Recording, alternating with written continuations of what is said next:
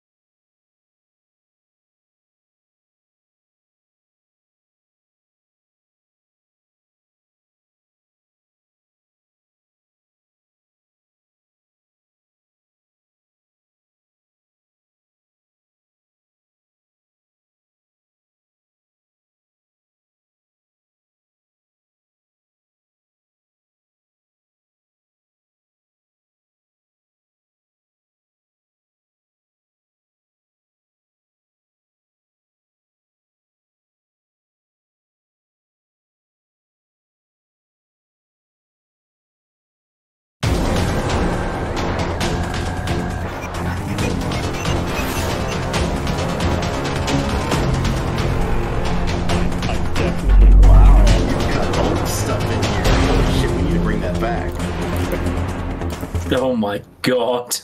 I love it. It's coming. Yeah, and we're back. Yeah, hey, baby. Hey, everybody. Hopefully everybody can see us. And why are you showing that kind of thing on screen? Yeah. That kind of thing on screen? Because it fucking rocks. Where's the frames? The frames are coming. That is something that will be added slowly as the show progresses, because I also need to make one specifically for Mark. And that requires me to. But that basically requires me to like to jumble around two different computers at this point. The cloud is still okay. There we go. Finally, because it was just sitting there on Imperium starting, and I'm like, I know there's not that much of a fucking delay. So, good evening, everybody. Good evening, Soul, who has been pinging me incessantly for the last like 5 minutes. Because we weren't sure. You're hyping this up to every one of us, being like, "Oh yeah, we need to talk about these things. It's going to be so awesome." The show, right? I have never said that it was going to be awesome. We're even going to get Mark Resurrectus on the show. By the way, hi Mark. Come on. No. Right. Let's get this straight. For a start, I have not hyped up to anyone. I would like to note that you were the person who invited Mark to the show today, Soth. And then you never actually got him sorted out to, be on the show with us today. Hi, Mark. How are you doing? Hello, everyone. Yes, it's me, Mark Resurrectus. Welcome back to the Meta Show. I'm here with... Wait a minute. Whoa. This is not the meat show. This is not the meat show. You look different. This is unusual. It is very strange. I'm just going to roll with it. Let's be clear, right? Mm-hmm. As we look, I think I probably have to go like this, but down there in the lower right hand corner on your screen there, right? That's Brisk. Left hand. Correct. Up here in the top, right. Above Mark Resurrectus, I am Fountain Frank. That is correct. We have just taken off our costumes for the day. We have found a situation in which Brisk Rubal and Fountain Frank are in fact in the same room. That's true. That's true. They took off.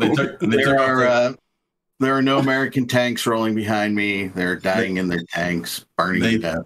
They took off their collective Brian Sheneman meat suit and left it by the wayside, and now they've revealed themselves. Yes, hello, friends. Thank you for having me. Again. He's never been on. I think we do have to tell Mark about our special rule on the show. Oh yes, very good point. Which special rule? The Dawn rule, or the Dirk has already ranted once this show rule? There are rules. We always break that one anyway. Well, so the second rule has not ever been established in a rule, and if it was a rule, I would break it anyway. But yes, welcome, Mark. We are glad to have you here. Thank you. So, what is this rule? Dirk's not allowed to rant more than once. Okay. That's fine. The Dawn rule is that we can't talk about Eve for the first 20 minutes of the show. Yes. If Dawn is here. If Dawn is here. If Dawn isn't here, then we can go straight in. But it is essentially to allow people to be able to try and talk about other things other than Eve, to at least give the illusion that we are rounded individuals.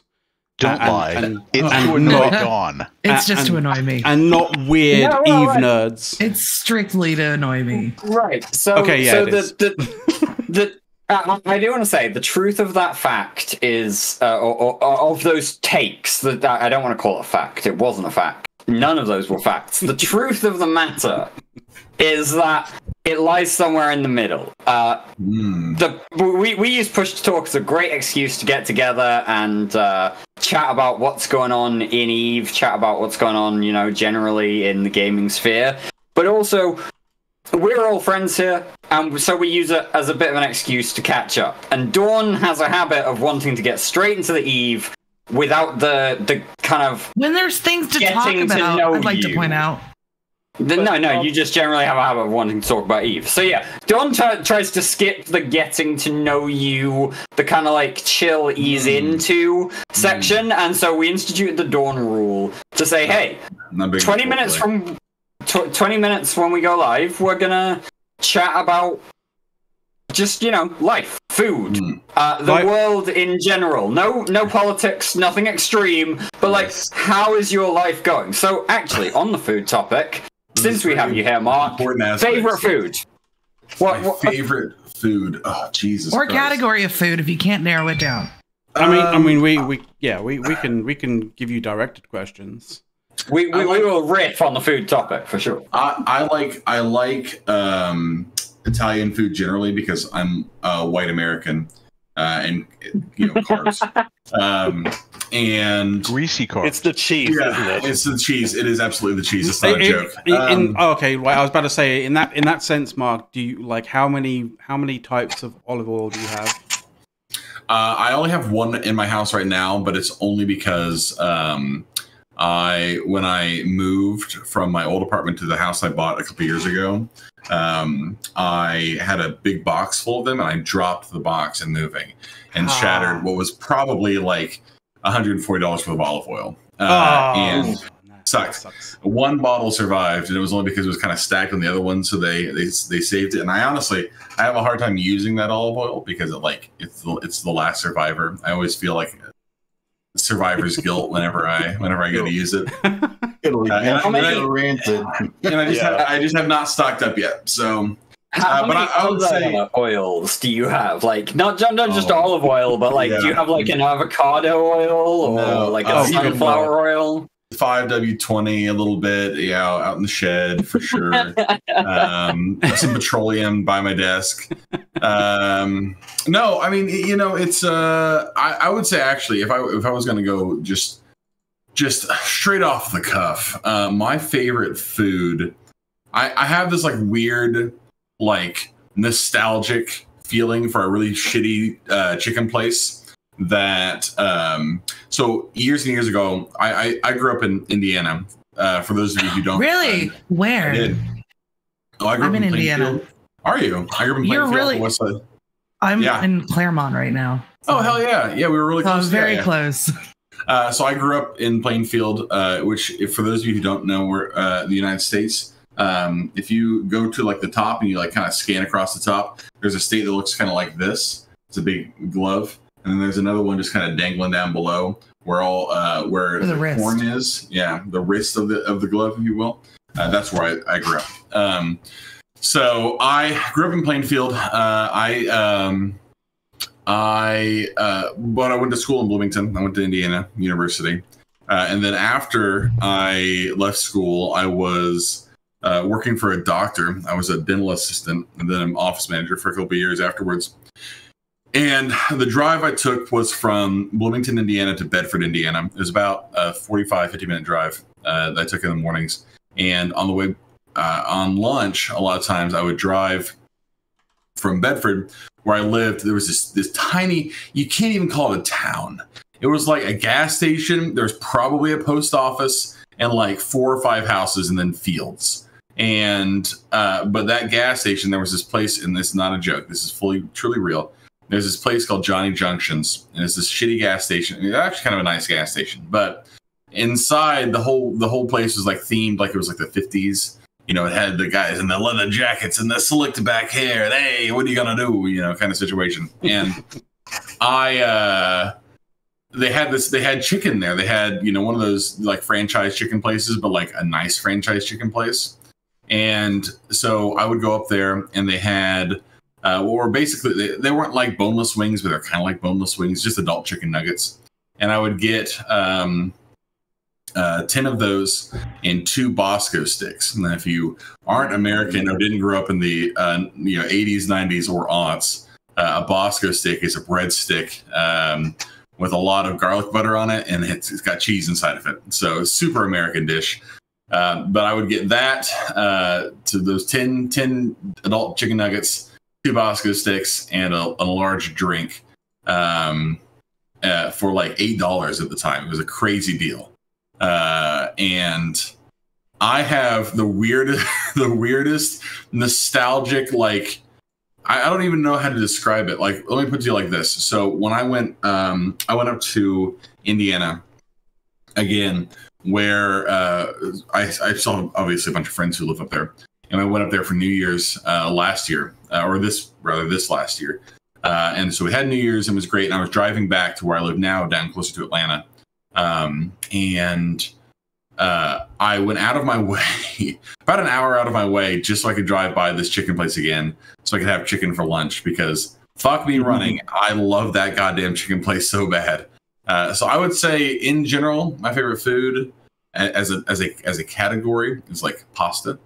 But specifically, it's this one chicken restaurant in Southern Indiana. Shout out Johnny Junctions. Yeah. It's great. So now see, that was great. Hold on. I love how you took us a story with that. So you went to IU. So I don't know how old you are. So I'm just gonna do this thing. Was Howie's Bagels there when you went there? I don't think I already got it. I think it was already out of business because so I'm 31. I think it was already.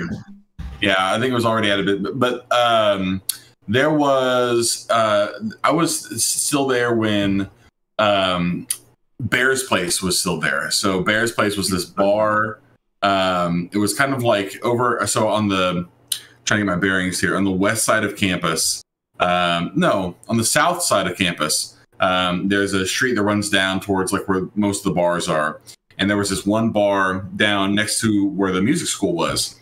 And whenever we started our fucking, if we're gonna walk the bars, you started at Bear's Place. You got what's called a Hairy Bear, and a Hairy Bear was kind of like a Long Island iced tea, but it was like all top shelf liquor, right? So they would throw shit in this glass and give it to you, and then like put a bunch of like fucking syrup and whatever in there to make it nice and tasty. And then you could have one of these things and it absolutely blast your ass. And so, but then you had a long stretch of road to walk from there to where the bars proper started. So you had plenty of time to like get into it. You know what I mean? That place isn't there anymore, and it kind of bums me out because like that was the first when I drove through campus the last time I was there, which was like 3 or 4 years ago. I had one of those moments when just kind of driving through. I was like, ah, man, times do change, and I like the Chains started playing in the back, or Changes from Fleetwood Mac started playing in the background, and I just like wistfully drove through with the window down, like smelling cans of marijuana. Yeah, exactly. Yeah, I'm feeling old. So my IU connection is actually my sister. She was in the Singing Hoosiers when we got there, but she worked at Alley Bagels, and they had the greatest bagel that I've never been able to find anywhere else. The cheddar cheese bagel. I know. It was great. All right. So Mark's taken us through his wonderful nostalgic food memories. Thank you. It was fantastic. That was great. I do want to point out, Mark, that we've spent like 7, nearly 8 minutes on your food memory, and you're like coming from the guy who says time is a flat circle, right? Right. So for a start, time is a flat circle. But one thing you need to know, you're a guest here, so we're kind of treating you with the kid gloves a little bit. But here on Push to Talk, sometimes if you're in the middle of a conversation, somebody will just interject, and you should expect that as the show goes on. Yeah, just random. Right you guys need to get out of the habit. Nobody would ever do that to anybody, right? Of course. And you guys also need to learn how to like let other people respond to things you talk about. No. Hey, look, here's how this works. No, here's how you respond to that. We're sorry, Mom. We'll try to do better.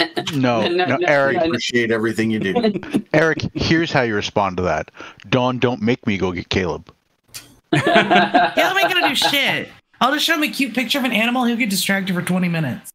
But he will keep talking over you about that animal during that whole 20 minutes. I do have a question for Mark, though, that has been bugging me for years. Is it to do with Eve? Because we're not past the threshold yet. It has to do with Eve. And you've got to give it another minute and a half. No, Dirk, just let him talk. It's soft. He will take that long to get to the point. Actually, it's a short question. Okay. So, Mark, seeing as I know what alliance you're in, when are you finally gonna rename that alliance to finally be what it truly should be? That be Turbo Feed of Glory. Because let's be honest here, like, So, what I didn't realize I was doing when I created our alliance name was creating kind of a self-fulfilling prophecy, because there are a lot of groups in the game that kind of have what I would call more direct branding. Less direct branding, right? So you can kind of go into it, kind of just assuming anything about what you're going to get in any of those groups. But people expect when they join my group that like, oh yeah, we're gonna do some dumb shit. And like when we first got started, I was like, oh yeah, hell yeah, brother, we're gonna do some dumb shit. But now we're at the point where I'm like, okay, I kind of want to do some like serious shit too. And people are like, nope, we're still just gonna do dumb shit. Turbo Feed, so yeah, they've really latched real hard into the first half of that moniker, which is not what I had intended originally. But I mean, honestly, in the grand scheme, I could have done a lot worse. We had some. We actually had like a super serious name for a while. Well, not super serious, but it was kind of serious. When our old alliance kind of broke up, we went with Turbo, and it has been both a blessing and a curse for a variety of different reasons. But I feel pretty good about it. We've got great stuff. We've got merch. I don't know if you guys have seen. We have great merch. We have a great alliance logo. Mark, why are you plugging merch on our show? Really? Everywhere. Really? I tried to once on the Meta show. He is Unchained, and it's before I started doing the Meta show, I was on the Meta show, and I tried to plug our merch store in the stream chat, and one of the Meta show mods banned me for it, which was kind of a bummer, if I can be honest for you. But yeah, no. You know, I don't have any of our new merch here yet because it's I just put a bunch of it up the other day, but it's pretty good stuff. You know, we do okay. We've got jackets and sweatshirts and stuff. It took Mark all of 20 minutes of being live to start plugging his merch. Hell yeah! So what I'm getting from what Mark's saying is he plugs merch on a stream first and then takes over several years later. Correct. That is my goal. So here before too long. It'll be pushed to Mark. You know, 2 or 3 years. Bard, you say shit. What we're actually doing is ensuring the continuation of Push to Talk here. That's a fair point. When the rest of us have decided that we have better things to do on a Saturday evening, Mark will still be here to carry the flag. To that name. That would mean a merging to that name. Push to Mark. Push to Mark. It should be push to merch. Ooh, there we go. There we are. Okay. Interesting. And then every now and again you can have Boat on and have it push to merch. Oh God. I don't think anybody wants to ever push to merchy. So funny. I love how quickly you realized exactly where Horrendous was going, Dirk. Funny you bring up Boat. So Boat was on the Meta show like 2 weeks ago. I gotta tell you, that was fucking surreal. Because I'm going to tell you guys something that's going to be hard to believe, and I want you not to hold it against me. For a year, several years ago, I was in fact in Test Alliance. Please ignore. Oh, okay. I thought you were about to say you were in merch. By the way, Mark, don't worry. I was photographed in a Test Alliance. Please ignore kind of like team photograph at like Eve London, even though I'm not, and it was weird because like I didn't even realize what the hell was going on, and somebody was just like, hey, just come over here, and I was like, wait, what the hell? And then they took a photograph, and I was like, what the fuck? You were just walking by. I was just walking by. I remember that because I came over to like see what the hell was going on and got pulled into another picture. Yeah, and exactly. It's weird like that. You were mistaken for Mark in a like seriously. This guy thought you were Mark. Question. So I had. Which Eve London was this? I mean, the big year ago. Big Eve. Well, yeah, that one. But, yeah. I was going to say, was this 2019? How did I miss this? So no, it wasn't that. This was like literally about a year ago. Yeah, I had something interesting happen. Speaking of unintended gatherings or unintended meetings, so at the CSM summit this last year, I don't think this is NDA. I'm just going to say it anyway. So at the CSM summit, we were all in this one conference room, right? All of us. And some of the you want to be careful with NDA. We don't. Yeah, I know. This. I'm not. I won't reveal what was on the screens, which was crazy, by the way. Anyway, so we were all in this one conference room, and we had chairs lined up on both sides. It was kind of out near their whole big big gathering area, and we didn't have assigned seats, but we all just kind of sat in the more or less the same place. Like most days I had Luke Annanen on my left side, and then either Storm Delay from Horde or Jinx from Brave was on my right. And Brisk, of course, sat down at the head of the table because, of course, he did. And RC was down there, and then across from me was like Kenny and Angry Mustache was over there. And then you know, we all just kind of had places where we would just sit, right? And one day we had a meeting, and I didn't know who all was going to be in that meeting. You know, we hadn't really talked about going into it. So we come. The meeting was right after lunch. So we go to lunch, we eat, and they have great food there. By the way, I know I'm getting off on a little bit of a tangent, but the CCB offices are kind of nuts. They have their own in-house cook. Like they have this big cafeteria where they feed all their people every day. It's fucking crazy, and the food is really, really good. I'm kind of shitty that I don't work in Iceland. So anyway, feed their people whether they want it or not. Yeah, they do. Yeah, they just by the door. They just get with a get down the throat. Anyway, so we come back from lunch. We're just kind of talking shit and everything. And I come back a little bit late because I went back to go get something to drink. And I walk into the conference room, and there's somebody sitting in the chair where Luke Annanen usually sat. And I'm like, oh, okay, that's weird. I wonder who the fuck this is. So I just saw him from the back, and I sit down in my chair in front of my laptop, and I have all my stuff there. And everybody's just kind of talking, and I'm just kind of vibing, looking around, seeing where what everybody's doing. And I turned to my left, and I had sat down next to Hilmar, and that was weird because I had no idea who he was, and I did like a double take, and I was like, "Oh, hey, you're the guy." All right, so this is potentially another like push to talk induction moment, but sitting down next to Hilmar and not knowing who he is probably a good thing in our books, because we have noted over the course of many years the fact that whenever Hilmar touches something, it goes bad. And I mean, the phrase... If he's not touching things such that you don't know who he is, it's probably a good sign. Oh, well, it's funny. Ignorance is bliss in that regard. It is funny. It's funny because, like, we, I certainly have had my fair share of things to say about certain decisions that have been made by the leadership of EVE Online. For better or worse, you can't be in the position that I'm in, and that, my very good friend and part-time co-lover Brisker Ball is in, without having like strong opinions that people hear all the time. So I don't necessarily need to elaborate unnecessarily, but I will say that while we were there, we had really, pretty, I thought, productive conversations with everybody, really. And Hilmar was no exception, and he's a real interesting guy.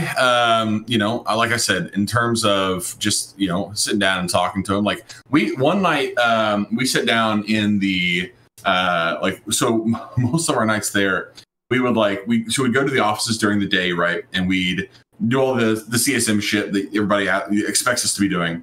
But then afterwards, we would usually done like around 5, and then we would go like, okay, well, we go out we maybe get some to eat, or we go back to the hotel and go get some to eat, and we come back.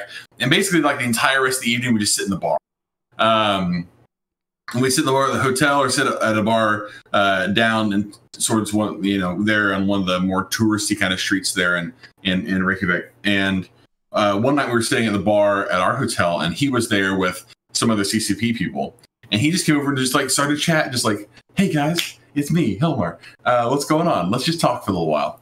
And that was crazy. And the reason why it was crazy is because I haven't really been playing EVE like as long as it sounds like I've been playing EVE, because I created Mark in 2006 when I was just a wee lad. I was 13 back then. Just a wee lad. And then I played kind of off and on for years after that, just whenever, because they used to do they would have free weekends that you could show up for. And so I probably played a total of between 2006 and 2016, I maybe played a total of 8 months, right? Which was not a lot. And then in 2016, I was in test for a year, which was I didn't really do much. And I didn't really buy into it. So maybe it would have been better if I'd done a little bit more work, but I went into it. And then in 2019, I joined Wormhole Corp, and then here we are. So 4 years I've been playing with any kind of seriousness. And so for a long time before that, especially when I was younger, the idea of even being on the CSM was fucking crazy. The idea of just being in the room at all was nuts. Cause you know, when the first CSM was elected, I was fucking like, I was 13 years old. I was in middle school. Like, I was just like figuring out what my dick was. Like, that was an odd time in my life, and people have been doing it now every year since then, right? So, I guess what I'm trying to get at is that sitting there, like just like seeing the man, or just like talking to him, even if I have like opinions, it was surreal. It was very interesting. Well, what I'm hearing is that Mark has played EVE Online seriously for less time than it took some of us to become beta vets. That is in the rest of the show. Realistically, that might be why I'm okay doing this, because I haven't had time to let it percolate yet. Mark is on the path. What I'm hearing is that Mark has played EVE seriously, probably for the right amount of time. Yeah, exactly. Mark, but before we get into serious questions, I do have a question from Twitch chat. One Miss Naggy Pants, which is always the best name, and I love to see that name in Twitch chat, is asking, what is the thing around your neck? Yeah. It's like a candy pearl necklace. Now, what have you got there with that, like, bright candy blue? So it is, Brisker Ball is correct. He's extremely wise. It is a necklace made out of pure, refined blue loot. I use this as just as a display of my opulent wealth. As a wormholer, as you well know, we have access to only the finest things in life. And I purchased this. Here's a really fun story. Not to get again too far off on a tangent, but we came up with this goof. Me and a couple of worm fellow friends of mine and I'm a wormholer, by the way. I don't know if that was clear. I don't know who watches this show. Anyway, we don't know. We don't either, so it's fine. That's fair.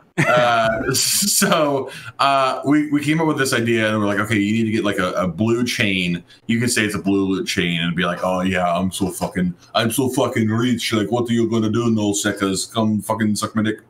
Anyway, so I went on Amazon and I was like looking for one that would work, right? And something else that you need to know about me is I'm a huge person, and I don't mean that by like I'm 6'8". Jesus Christ. Yeah, I'm big. I mean, college was not kind to me, right? So I'm just a huge individual, and I got this big old thick ass neck, right? So I go on Amazon, and there was one chain that I was looking at. I was like, okay, this is pretty cool. I could do with this, and I looked at the dimensions of it, and it was like 20 inches around, and so 20 inches. The last thing you want to buy is like a chain, and then it have to be like a choker. Right, exactly. So I was sitting here. It was like that's 60 centimeters, and so I'm sitting here at my desk at work with like one of those ribbon tape measures that I use for stuff that I work with, and I'm like trying to measure around my neck, and I'm like, that's pretty tight. So I was like, well, I'm not sure if I'm going to be able to make it happen, but I did buy 2 of them because my thought was, well, I'll buy 2. And I'll just fuck around with them. And if one of them breaks, then I've got a backup, and I can just wear it like a choker. And I thought that might be kind of funny. In retrospect, it would not have been very funny. I tried it when it first got here. It would have been bad. But anyway, the long and short of this is I did get 2 chains so that I could break them. I broke basically the ends off of one of them and then just kind of like fit the links together, right? And made it into one chain. But really, I am 2 chains. So yeah, this is good. I started wearing it like around like where like just my life, and people think I'm trying to make some kind of fashion statement, and I'm just like, no, I'm just lazy. So people ask like, oh, what does it mean? What is it? And I'm like, it's a internet spaceship video game meme. You wouldn't understand. So anyway, there you go. That's what it is. It's a your rapper name's 2 Chain now. 2 Chains. That's right. It absolutely is. Or Marky Mark and the Grumpy Bunch. Not bad too. So, all right, what else you got? Especially while you're on this show. Yeah, true. So coming back to your shenanigans. It sounds to me like you went through the same thing as I did, whereas the first time you interact with CCP, you try to do bugs, message them through the official email for the response, and all the way it's supposed to be. Is Soft breaking up for everyone? Yeah. All right. So Soft broke up. We're probably going to lose camera as well from Soth in a second, and then he'll come back. And I think it's there we go. It almost he's went. already frozen. Yeah. Sorry. Great. So while we wait for Soth to come back and ask a question of some specificity, I want to, is this rant o'clock? No, it's not rant Dirk o'clock. asking a question of no specificity. This is me opening the conversation a little bit and letting potentially Mark ramble a little bit, but also, Mark's had his introduction time now, and it's time to get to, push to talk. We're all going to comment on a single topic, and we're all going to try and do it at the same time, kind of thing. First topic, Eve topic, at 35 minutes into the show, 36 minutes into the show. Eve Anywhere, it's gone away. It's dead. Yeah, They killed it. Wait, it was still alive? Oh, you're back. Yeah. He's kind of back. But yeah, for those in the audience who don't know, Eve Anywhere was Eve's cloud gaming service, which meant that you could log into Eve Online from a laptop in a web browser and play the game and, just generally do Eve things. I know a number of people who used it for managing industry when they were on work trips, for example. I wouldn't necessarily have trusted it to manage a full Keepstar fight, but it was vaguely decent from what I understand about it. And earlier this week they killed it stone dead. You will not be able to use Eve Anywhere in the next month. It's got a month and then it's done. It's being shut down. They're taking the developer resources that were working on Eve Anywhere, and they're moving those developer resources to the new launcher. Well, you know why? Which, as Horrendous commented a couple of weeks ago, is kind of questionable in and of itself. So maybe it would benefit from more dev resources. What do people think? You do realize why it actually ultimately failed, right? Because it didn't work? Oh, because it didn't have negative latency. Oh, you bastard! I obviously can't comment too much about this because I know more than I know about this. Yeah. I would say that I'm obviously disappointed. I really enjoyed working. I really enjoyed having that option. Being able to remote in to do little things. My group's not very big, but I am the CEO of my group, so I need to do stuff from time to time. And being able to get on just approve the applications or move freighters around, that was really nice. Being able to do that from basically anywhere that I had a web browser available. So that was super cool. So a shame, really, that we're not going to be able to have that in the future. But that being said, I wouldn't give any of the folks at CCP too hard a time about this one. I think probably if they'd had the option, it would still be around. I think this is something that everybody saw value in. Just sometimes just how things go. So sucks. I really wish it was still a thing. I certainly let my opinions be felt the other day when I found out there was be a thing. Among the many things I bitched to CCP about on a weekly basis, this one just added on to the pile. So rest in peace, Eve Anywhere. You were too pure for this world. So I will disagree with Dirk on this, though. I would definitely have trusted Eve Anywhere for a full-scale Keepstar fight, because once things get going, I just walk away from the keyboard anyway. Abyssals, I wouldn't trust. But something that you can just walk away from, fine. Yeah, I don't know if I would try Nano with them, or with it rather. But like, I pretty routinely use it to, like, if I ever got like fuel pings, I'd be like, oh, okay, I got a log of freighter and go move fuel around, right? And that was really nice. I could do that pretty easily.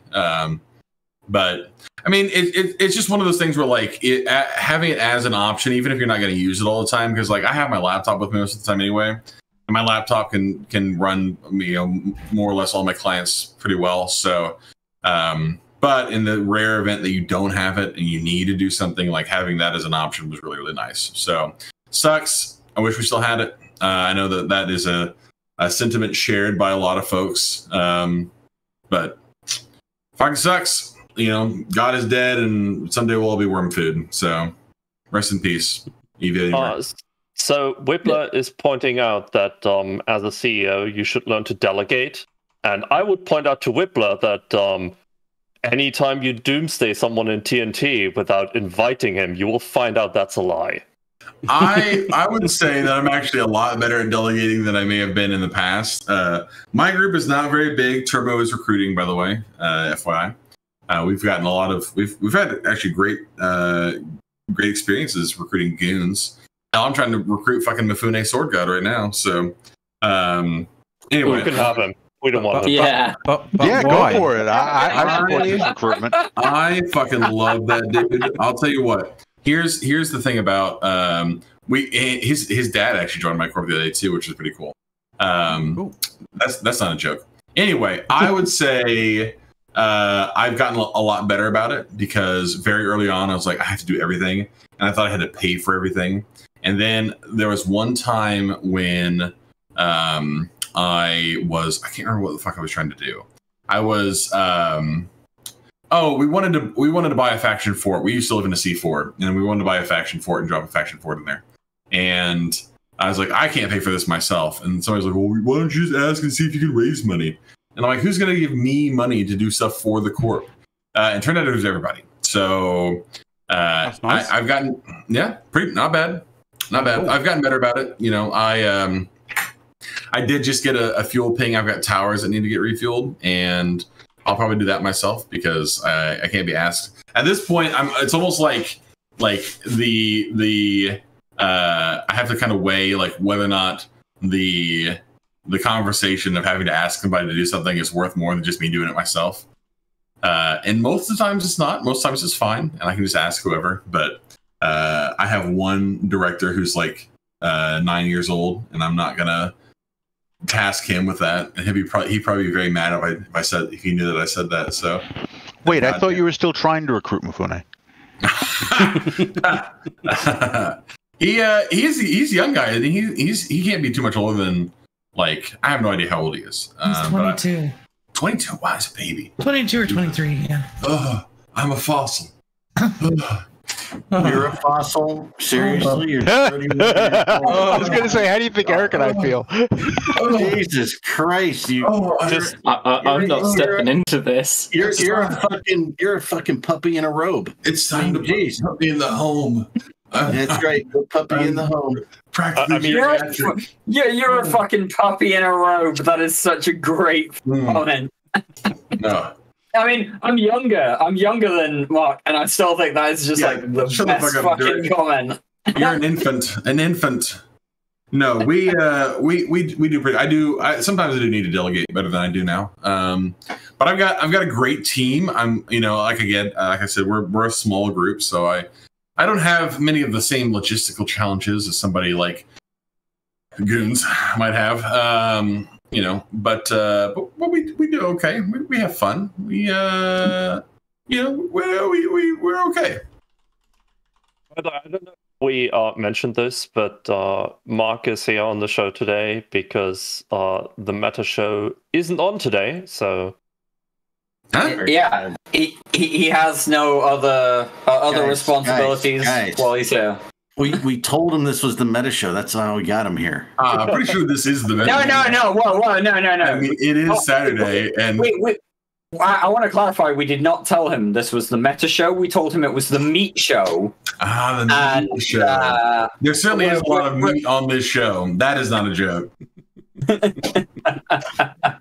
I just don't know where to go with that. We can go all sorts of directions with that one. All right, what's next? What else we got? Fuck. Well, it's happy Saturday, I guess. Hey! Hello, Wibbler. Good evening. Check it out. Another thing Wibbler's not delegating. It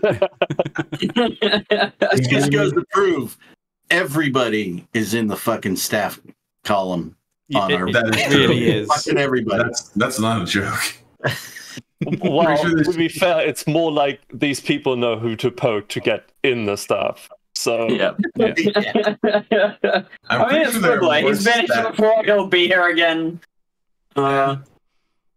What we do with our Discord is basically if we expect people to come back at some point, they get staff roles, and okay. otherwise, You're very good. Otherwise, we get an admin to like make specific roles. But yeah, My favorite is when we go so far off the rails that we piss Brisk off enough that he pops in and says, "What the hell are you people saying?" Oh, that's always fun. All getting angry? No, impossible. Well, at that point, it's just an informal meta show. I didn't mean to say he was angry. He was just kind of yelling at us because he. Oh yeah, no, I get that. Oh yeah, trust me, I get that. Well, he can go the other route as well when we go too deep into a topic and he's like getting angry. Stop stealing my stuff. He's like, I was going to talk about that. What the hell? like we have show notes. Anyway, Exactly. by the way, a couple things I want to say, gamer related, right? Apparently, I did not know this. There was a lawsuit against Steam for charging too much for games. Really? Yeah, so if you look that up, I don't want to post the link and stuff like that. There's two. There's that. So if you have to go to the law firm and fill out your stuff, right? Kind of looks into it. Looks pretty legit. These guys do go after privacy folks a lot and things like that. So that is out there. That actually popped in my Facebook feed, which was really bizarre. And here we realize that Eric is a bit of a boomer because he still uses Facebook. I thought this was going to be like an elaborate these nuts joke. So this is good for me. No. I like This is having real. actual content. Thank you. Yeah, this is real. And then the other one is, just came out a couple days ago, right? The Facebook settlement for the boomers, right? Yes. Out there, that if you've been a member from 2007, wow, holy shit, to 2022, there was a class action suit about them sharing some of your private information. So you can go and get in on that as well.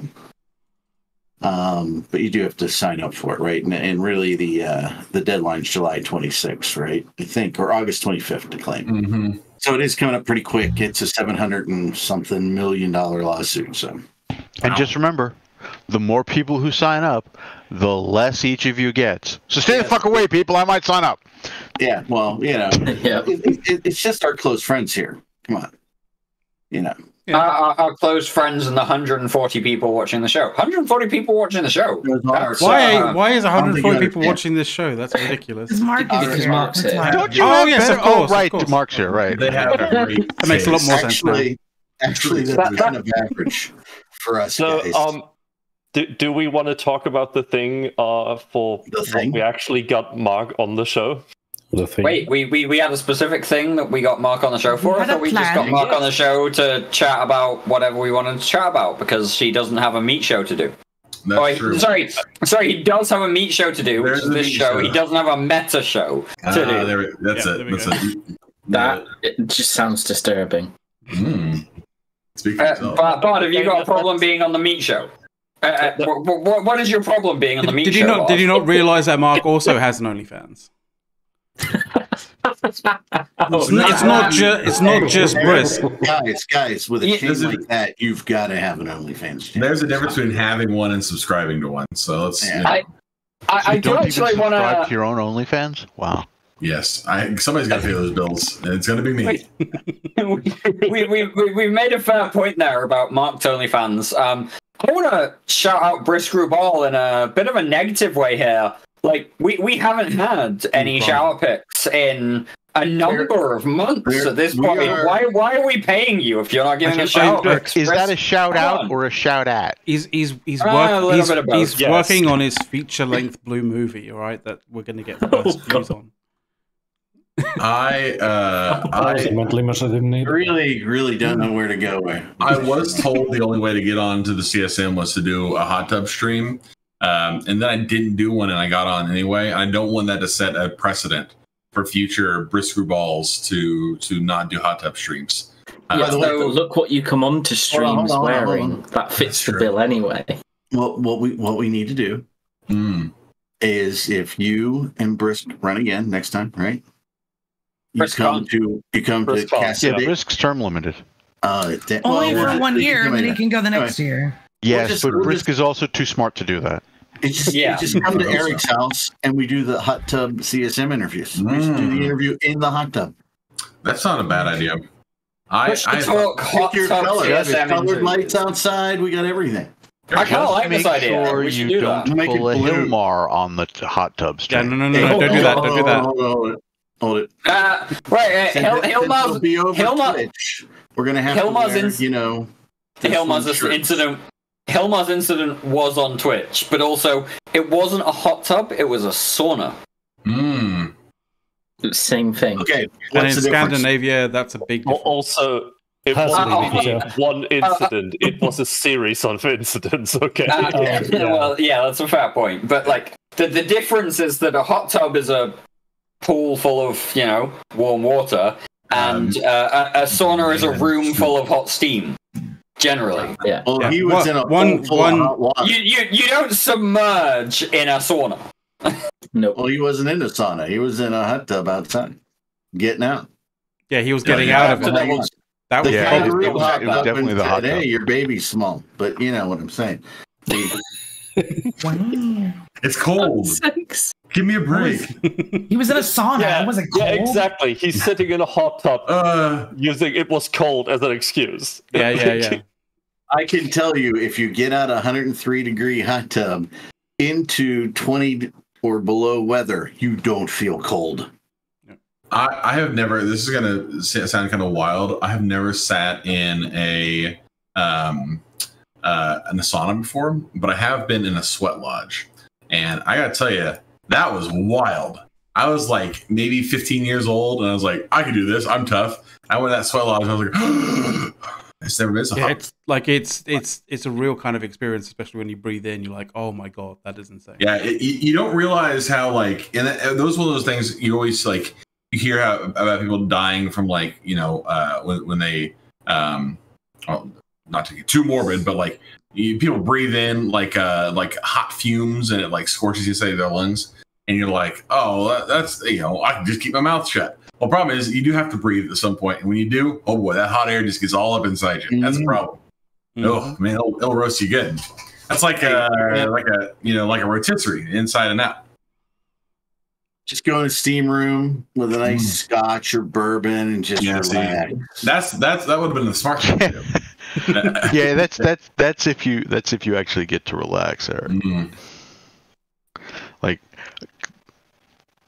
I used to work in a place where we had to do hot cold stress tests on electronics. Ooh.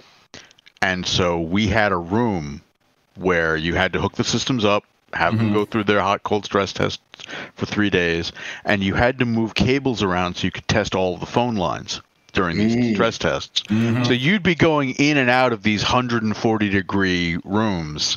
A nightmare. And trying to move around like 64 RJ45 cables.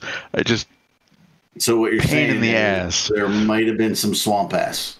Oh God, yes, but far worse. Just you walk in and it hits you, and because you can't keep electronics in like zero humidity environments.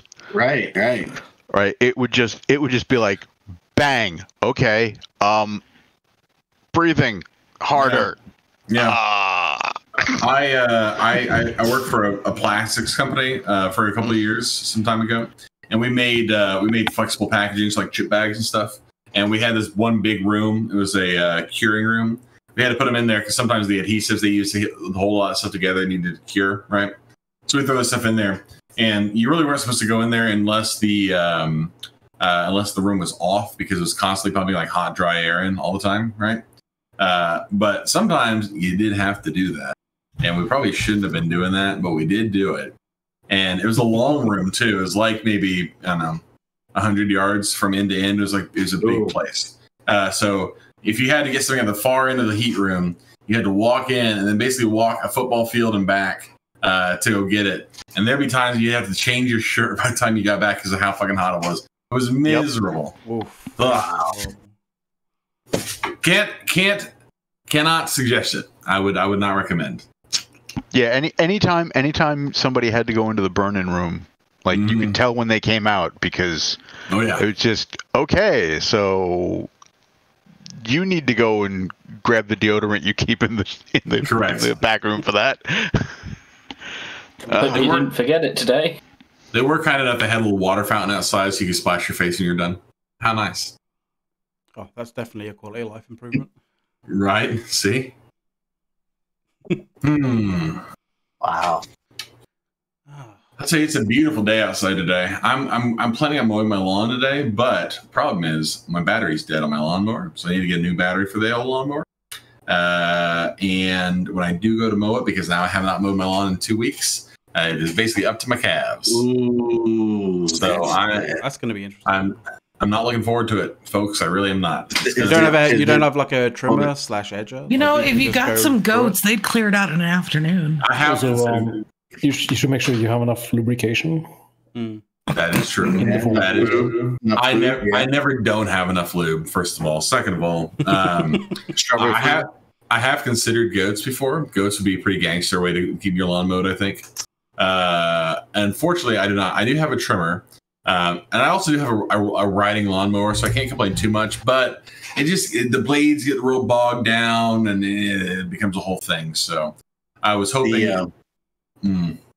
Yeah. Oh, no. Were you going to say something? No, just that I was hoping for a nice dry day, and so far so good.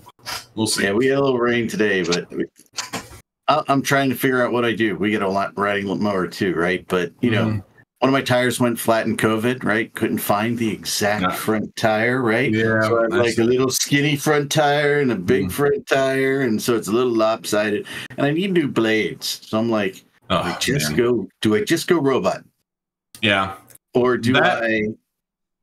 Because I have to have somebody pick it up and take it and fix it, right? Yeah. So, I have seen one of my parents. My parents live in a town about half an hour away from me, and their neighborhood is pretty nice, and they've got a guy who has a robot lawnmower. And I got to tell you, that guy, he still like comes outside to just like watch it, but he looks so fucking satisfied with himself when he does. He's one of them fancy Southern gentlemen. So he sits out front on his front stoop with a mint julep, just like watching his little robot go back and forth. Go, get on over there now, robot. Get me around that there bush. It's a little bit. The shrubs needs a little bit of edging over there. Just. Yes, I like. Yeah, I like it when you. I would love to do that, but unfortunately, my backyard has like a 20-degree slope. They do 20-degree slopes. No, not like this. Husqvarna. Get a all-wheel drive, baby. Hey. That's not going to help. Connection to the internet. Oh, he died. Yeah. I think stuff is just going to be in and out over the course of the show. It is one of the reasons why I actually did that. Yes, exactly. Yep. Yeah, I am toying with the good call, Mac. Hey, the wire. We got to redo a lot of our landscaping, so I'd have to move the wires if I get a wired one. So I was looking at the new EPOS one from Husqvarna. They're going to come out and test it to see if it'll work in my yard. It's pretty cool. That looks cool. No wires. Yeah. So now that I'm actually back, let me bring this back around to Eve. Oh no! Or do we have to? By the way, Sarguzzi says he's got a fake lawn. I have a friend who actually astroturfed their backyard. Oh wow! And I'm just sitting there going, "Why?" Yeah. Okay. That's weird. You know what? Whatever makes them happy. Yeah, whatever. Just want more severe grazes. The point was, so their dog didn't go out, get muddy, and come in the house and have to be cleaned off every time. It's a dog. What else is it supposed to do? If you don't want a dog that's muddy, don't get a fucking dog. Hey. Yeah, I'll relay that to her. I'm just saying, not my choice. Like that's a bit blunt, but I do want to like point out, people have this whole thing of a pet is for life. It's not for Christmas. A pet is also for dealing with the shit pets do. By the way, a pet is not for life because they figuratively and live literally. Yes. A pet is for the duration of their life. Yeah. Yeah. Anybody want some guinea pigs? Okay. Getting back to what Soth was wanting to say. Yeah. What do you want to say, Soth? We did get a dev blog about the Alliance tournament. Oh shit! Really? With details. I'm so excited. Some details. It's Special Olympics Eve time. So some of us here are involved as players. That would be Dirk. Yeah, some of us have made questionable decisions, but that's fine. So some of us here are involved as potentially commentators. That would be Mark. I hear. I don't know that for a fact yet, but I did put in my application for it. It sounds like it'd be fun, a lot of fun, just to get to hang out with the homies again and talk about spaceships and stuff. Yay! I'm not ignoring about whether or not I put in a commentator's application. To be fair, I did enjoy what we did for the Captain's Cup, so I'm thinking maybe I put in an application anyway and see what is said and see what can be done, because it's fun. And some of us here are actually organizing the official open practices. That would be me. That was a seriously questionable decision, but yeah. Yeah. I mean, it was a very long discussion I had with my partner in this crime, who is Jintan. It was literally, hey, want to do opens? And the answer was, yeah, sure, why not? That's bad. Well, listen. I'm not ever one to say no to literally anything, often to my detriment, but it just sounds like it'd be a good time. And I'll tell you what, we had two great hosts during the Captain's Cup. Miz and Bart were pretty great. I don't know if I can live up to those lofty expectations. My God. Oh, you can. Come on. I will do try. Yeah, I mean, fuck it. Why not? Who gives a shit? So I mean, for those, the primary thing about a host is that they need to be able to fill time, and certainly, Mark, you have that skill in spades. Oh yeah. For those wondering what's going on, literally 2 minutes before the show started, I asked Mark if he wants to be the host for the opens. So right. So I got like literally 10 hours, most of which I was sleeping, to consider whether or not I wanted to do the thing. Like it's nice to know that I can be so quickly cast away. You gotta be listen, homie. You gotta be quick on the draw. It's cold in these streets. You gotta be fast. No, like Dirk's bitching now, but yesterday it was all, I'm gonna have to do all this shit my fucking self again. Can confirm that does sometimes come out of Dirk's mouth. Whoa, hang on now. That's I would like to point out that Soth asked me to write his fucking announcement post, and he's just going to announce it on the show anyway. The announcement post be damned, schedule be damned. Soth does not know how to plan any fucking thing. But he's the ideas guy. Actually getting it done is a separate function. Magnificent. Soth has great energy. But listen. I will say the thing that was most impressive to me about Miss Naggy Pants is right, by the way. If I'm hosting, there just won't be matches. You'll just have to play the match in the background, but we just talk over the top of it. I'll tell you what was really impressive about the about doing the Captain's Cup, because I'd never done anything like that before in my life. It was so fucking cool to see You know, because I just not just like behind the curtain, as it were, but like to see other people who are who were excited to be there, right? Like nobody was getting paid. I mean, I assume we were getting paid. I didn't get paid.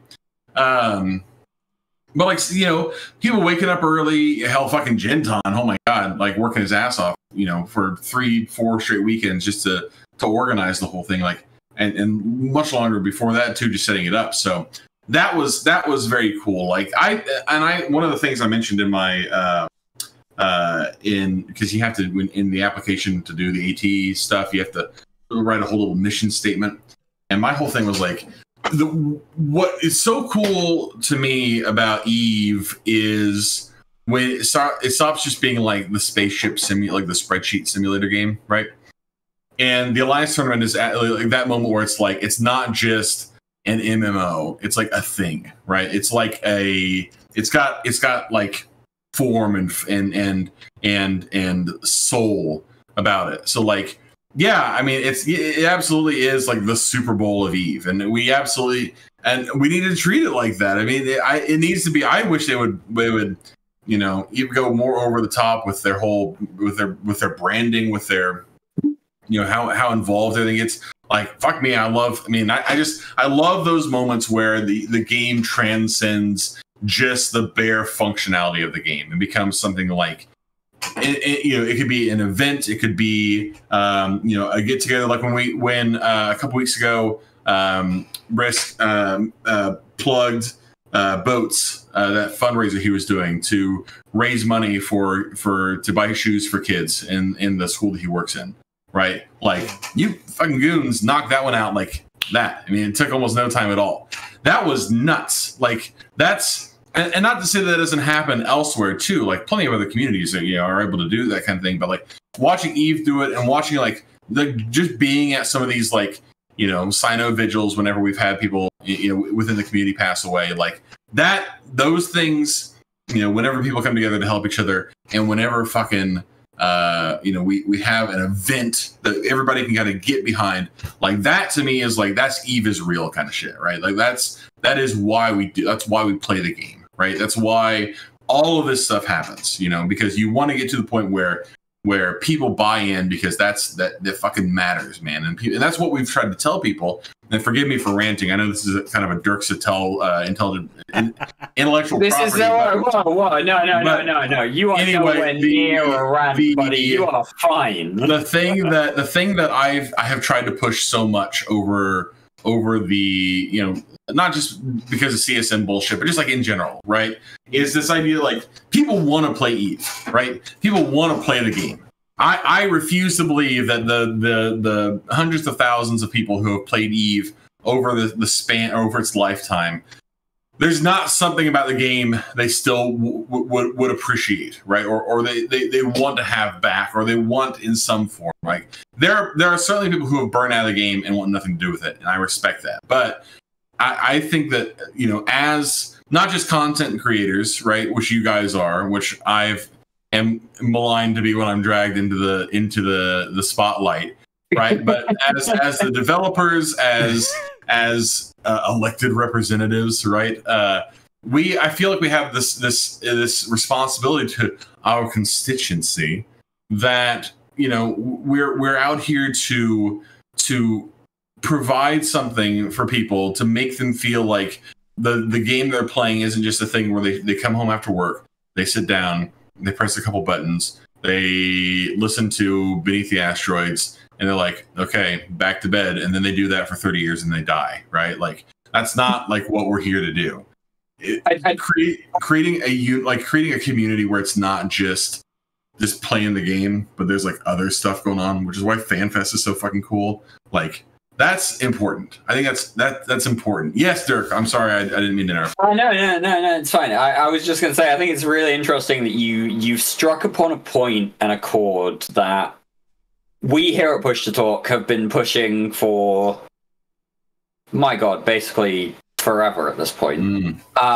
Which is that, as it turns out, people want to play Eve. We want this to be a game that people want to play. We want this to be a game that we want to play. And the issue is that at various points, CCP as a developer has failed the player base in creating or curating a game that people want to play, right? I think I speak for everyone here when we say EVE is great. EVE has been great. EVE is a huge part of the games that we play generally. We want it to succeed. We want it to live. We want it to do well. But my God, is it sometimes hard to actually try and engage with the game when the developers are making the silly decisions that they're making. Would anybody disagree with that? They run a fine line for sure. But like the other thing is fine line. Seriously, I mean, is that the word you want to use? I mean, so hear me out a little bit on this, right? But like essentially, it's a case of, you know, when it comes to keeping people's confidence in the game, like it's really difficult to basically not overstep or not kind of be you know, create something cool and interesting and new without breaking stuff. You know, obviously it's much easier if like the code base and everything like that is brand new and all that kind of stuff. Mm-hmm. But when you're working with a lot of legacy code and all that kind of stuff, it can be really awkward to do. But the other kind of thing is like if you erode people's confidence, it's like twice as hard to get them back in. So it's like, you know, the potential kind of like once bitten twice shy kind of thing of like, you know, do we disturb the status quo in terms of the actual sort of game and do something interesting, or do we just keep it? Do we just keep on maintenance mode sort of thing? You know, if you just keep on maintenance mode, then people will get uninterested very quickly, and that's the problem, right? So you have to you have to tread this kind of fine line, and that's what I meant by that fine line, right? I agree with you. I think that it's funny, right? Because I've seen the other side. I've walked the hallways and seen, you know, what goes on over there, and I can say which sausage is made, Mark. I've seen where you've seen how a sausage is made. Which sausage is it? So what I can comfortably tell you is, and this is probably not going to surprise most people, because this is something we've kind of expected all along, but CCP is a large group of people, and it is it's a place where there are absolutely competent, intelligent, hardworking people who absolutely have not just the games, but also the community's best interests in heart, working, you know, in many cases fairly tirelessly. I saw CCP Aurora at a bar one night, like one of the last times we were there. Everybody's drinking. I was getting no. We were all there together. I mean, everybody was CCP people, CSN people. We were all there together. I was fucking blitzed that night, and Aurora is in the corner, like listening to people talk and just like taking notes. Like, I'm not going to sit here and believe for one goddamn second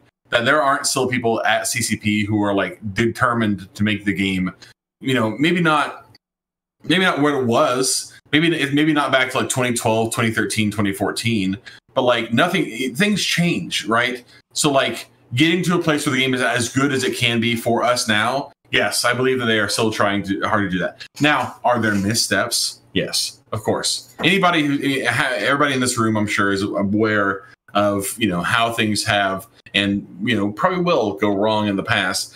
I don't think it is malicious. I don't even think it's negligent. I think a lot of it is it just didn't work out, right? And that's not a good excuse. You know, you're running a business. You're providing a product. It's your responsibility as, you know, either you make the product as good as you can, or, you know, don't expect people to want to pay you for it, right? But at the same time, like, you know, the work is still being done, right? And that's what we try to stress so much over the last, you know, several months, is like what we've seen has I went into this thing expecting to be disappointed.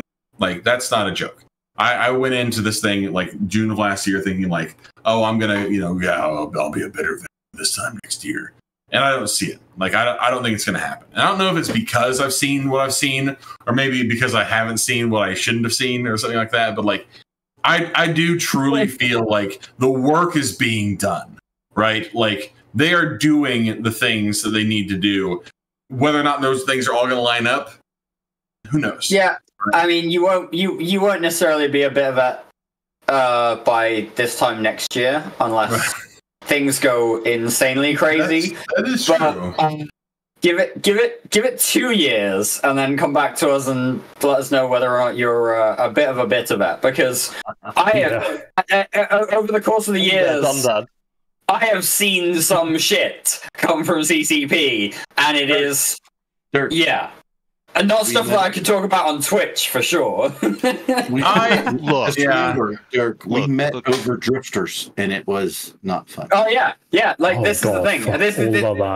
That's actually a very fair point. I got pulled into just being here on the show.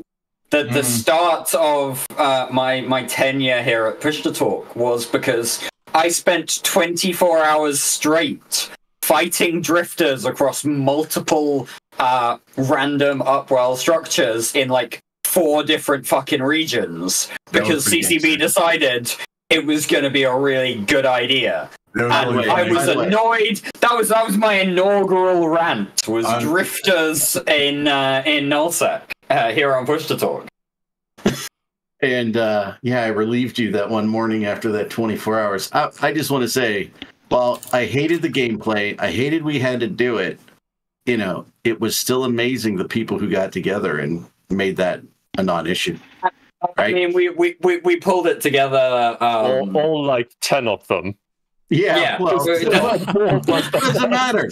It was a dedicated group, and they did shit. But hey, that said, I have to run, gentlemen and ladies. Look, just real quick though, I think that we should all be able to agree that Mark is in a situation now where he can help CCP make the one change that has been talked about in Eve for more years than anybody can really sensibly count.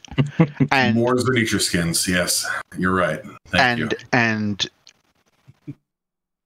he is now definitely in a position to help other CSM members who have advanced this cause in the past. So, Mark, cat ears and Eve, come on. No, fuck's sake. Cat ears and Eve. You know, anyway, hold on, we got to get Logi on kill modes first. I now want a blue chain for my carrier. I'll tell you, I run though, guys. It has been a pleasure, sir. Thank you so much. I will tell you about cat ears and Eve. I think that I am team I am team cat ears. I'm not going to pretend like I'm not. I think I'm not just team cat ears because of the meme or because I want cat ears on my character. I do not. But more personalization options are always good. Yes. So I think that Eve is or CCP is missing a grand opportunity because they have a lot of clothes in Eve. And they've got good stuff, but they don't have a lot of stuff. I mean, the customization and the stuff they've got is a bunch of reskins of a limited number of patterns. That's limiting in itself. Mark, I think you're misunderstanding us here. We don't want cat ears for our avatars. We want cat ears on our ships. Both. Both. More personalization across the board. We've seen that the technology does exist. Yep. I mean, they've showed it. Holographic logos. They can do holographic cat ears without much effort at all. Do you want to stop at holographic cat ears though? Do you want to also have cat whiskers? No, that's a starting point, man. Cat stars. Cat whiskers. I think again, we're coming back to a topic that we've talked about a lot on this show, which is like, if you take a look at CCP and their money flow, I know that one of our colleagues over at the INN editorial department, which somehow does still exist, Horrendous explained that to me at some point. But like, they looked at CCP's financials, which have recently been released, and they're like, this is funky. And when you look at CCP throwing money, not just like away, but throwing it out of a window into the fucking sea.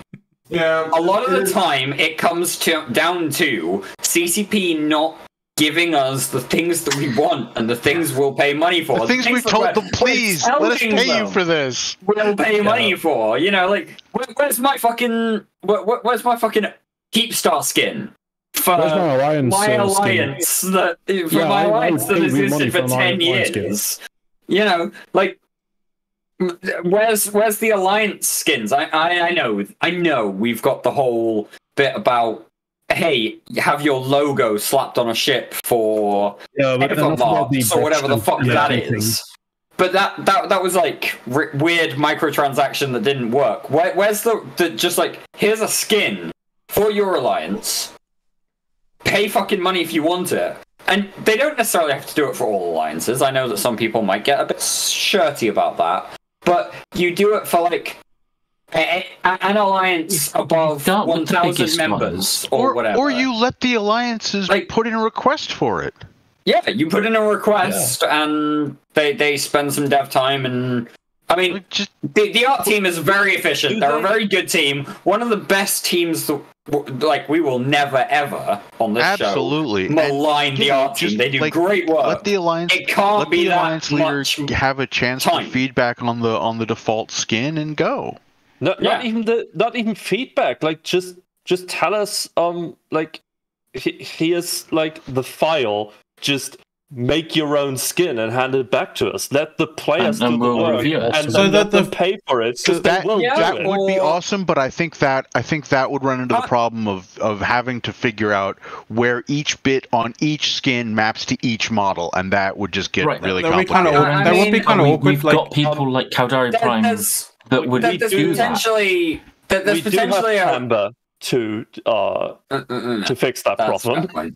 Tamba has done some great work. If you haven't seen Tamba's work, go look it up.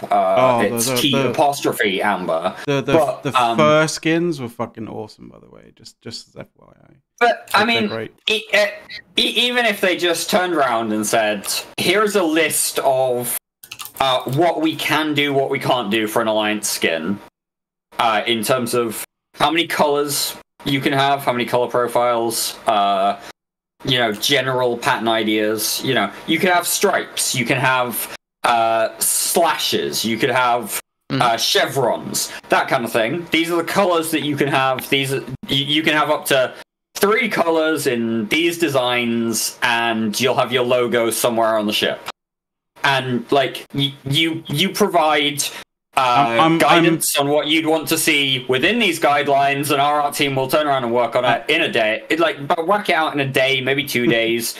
I remember, I'm coming back here to what we did for the Ang games last time, where we actually managed to get a billboard advertisement into the game for Ang Games 5.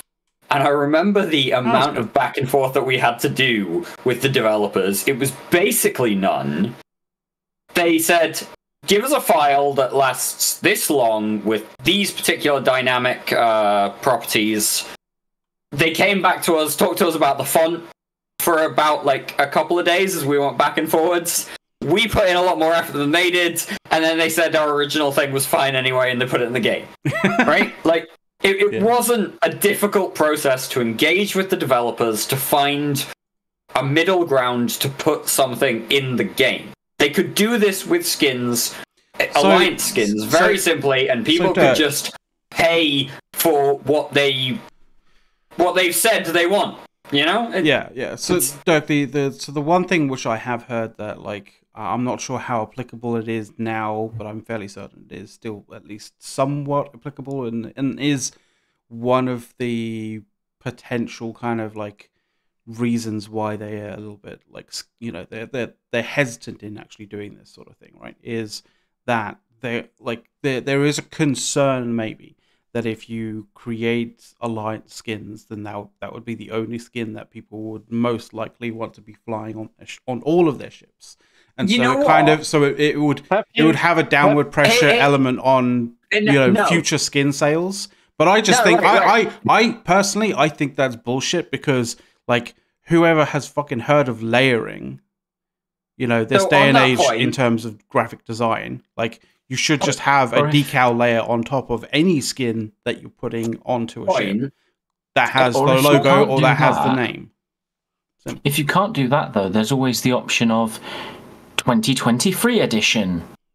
Right, so on that point, anybody who's ever been on... Make that more expensive than the other skins. What was that? Yeah, well, yeah, but also, anybody who's ever been on any capital fleet, literally ever, knows that capital spend a lot of time just sat about, doing nothing, hurry up and wait.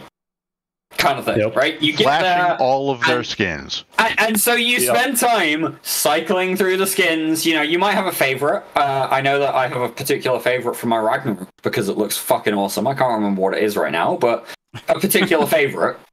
But that does not mean that I will not be applying any of the other skins. And here's the other factor to that. It does not matter. Like, as long as people buy the skins, which people will do... I for a long time had a thing where I wanted every single Ragnarok skin. I bought tens of billions of ISK's worth of skins for my Ragnarok just to be able to say, hey, I have all the skills for the Ragnarok, skins for the Ragnarok, right? Like, you will buy them anyway. And the thing about CCP, the thing about that bottom line is that it doesn't matter if you display them in the game to CCP. It just matters that you bought them. You bought them somehow. There was Plex somewhere involved in the thing. There was real money involved somewhere in the chain. They got paid no matter whether or not you wear it. It could go to closet for all they care. They got paid. Right, but it also ignores another reality of the game. Okay? Let's say that just 5 years ago they had put Alliance skins in, right?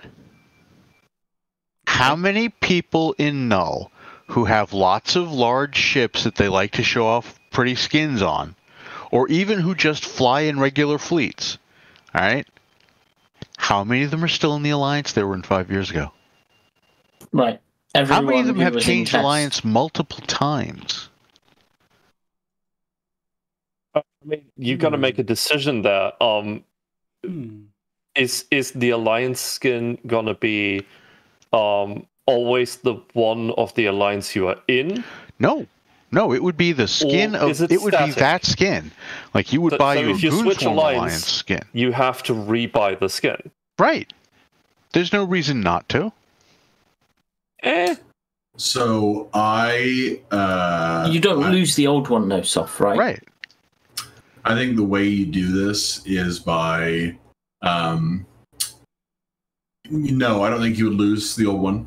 I think you would keep it. If I join Goons tomorrow and I get the Goon Skin Federation, and then I leave Goons and go join whoever, I should still have the Goon Skin. But I mean, here's the thing about that. Why do you care whether or not you can buy another Alliance's skin? Why would anybody care about Goonswarm members being able to buy the PL skin or whatever? Right, it's not like we're going to show up as blue on their overviews. If they want to buy it,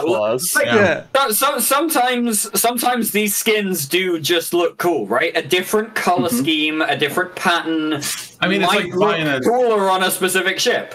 Why do you care? It looks cool. Buy the skin. I'll say it straight up, okay? I'll say it straight up. If there were a PL skin, right? I would probably not buy that skin, okay? But if there were a PL skin available and like something, God forbid, something happened to Elise and we had to do a Sino vigil for Elise, everybody would show up in PL skins. Yeah. Yeah, for sure. So true. You know, like... Or even if it just looked dope as fuck. And even if it just looked dope as fuck, yeah. It's that bit where, like, some skins do just look better on some hulls. And sometimes you might want to turn around and say, hey, my Barghest skin is... the Barghest Alliance skin is a bit shit, but this other Alliance has one that looks pretty great. So I'm going to buy that skin and wear it because it looks pretty great. You know, like... Well, why is this a problem? CCP gets paid. Like, it doesn't matter. Just let people buy the skins. Yeah, let CCP. make the skins, let people buy the skins, whatever. It's I don't use the same skin on, my Nid that I use on my Hell. True. Yeah. I agree with you. I think there's a lot of work they still have to do in this in this field. And I have certainly had my fair share of things to say about this as well. But who knows? Maybe this is something they'll actually listen to us on. So I do have to run. I'm getting called away for PvP. So folks, I thank you so much for having me. And to you fans, everybody, for tuning in to listen to us here on the Meta Show. I sincerely appreciate your... The Meat Show! the Meat Show. I hope you guys have me back. This is a lot of fun. So you're getting pulled away for PvP in which game? I know, right? Yeah, I know. Keep Online in the year of our Lord 2023, PvP, insane. Crazy to think about. No, this has been fun. Please invite me back. This is a much different energy than the other show that I do. You are welcome back whenever you want. What, Theta Thursday? You are now. Exactly. Yeah, there you go. You now have unrestricted access to jump into on air whenever you want. Oh, should I just be here? Oh, that's gangster. Yeah. Okay, cool. You could just jump in. Yeah. That's awesome. As we said at the start, this is a show, friends. You just show up and chat some shit. Brisk could do that, but he's too chicken. All right, well, y'all take it easy. I appreciate you again, and I'll... Have a good day, Mark. Yeah. Have a good one. See ya. See ya, buddy. Yeah, this show, strangely enough, this show has a different kind of energy than the Meta Show. So, yeah. A little bit more insane. It's a little bit more insane. Yeah. This show has a different kind of energy to a lot of shows, just because none of us allow any sort of structure to be established, no matter how hard we try. Or how hard other people try. This is the thing, right? We have had points where we've tried to do things like, hey, show notes. No, that's not true. I think we tried that once. It failed terribly. No, we definitely have a coherent, unified structure that we all enforce. There's a start structure and an end structure. Everything else is just it's random. The 20-minute dawn rule. It's the 20-minute dawn rule and the... Well, we also used to have the talking when the intro's going. It used to be which we haven't done in a while. We haven't done that for a while, but that's because we're trying to work on an intro. I don't have the intro. And the fact that nobody can tell when the intro is going. I don't have the intro, and I don't know where the previous intro was. I don't know whether we need to make a new intro. I don't know what would be in a new intro if we were to do it. So, I don't know. Exactly. Where do you right? go? I think that's kind of the key point. Could we do with a new intro? Yes. What do we want in it? Nobody knows. I don't know. Just throw some stuff at Midjourney and just look at what comes out at the end.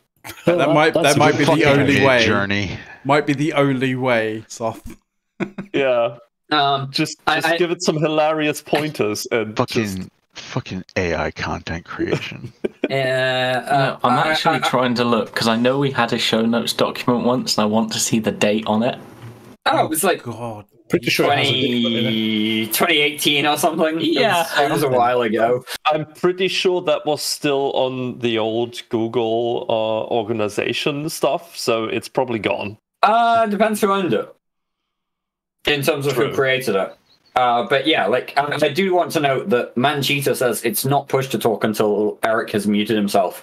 Erik has not been able to accidentally mute himself today because Mac has been running the show. No, that's not true though, Dirk. Erik went the extra mile to mute himself completely and take himself right out of the show. This is true. That's a fair point. But Mac has been running the show. Erik was never accidentally muted, and so therefore we know it's an Erik system issue. We just don't know what the fuck is causing it in Erik's system. Nobody knows it. Yes, ever. we do. Yes, we do. We know exactly what is causing it. It's a Pepcac issue. It's Pepcac, yeah. Now that I'm looking at this, we got an entire channel that's supposed to be cleared after every show, and it hasn't been cleared since 2018. Which channel is that? Which one's that? Mid-show messages. Oh, oops. That's just But But has it been used since 2018? There are some classics in there. There's some great stuff in there. The last time it was used was June of last year. Yep. Which was a particular show where I think, again, Mac was running it, and he decided to throw various bits of... I needed a picture for you to go in the background of your webcam. Yeah. When you weren't, using a webcam, which is basically all the time. Come on, that's definitely a picture of him.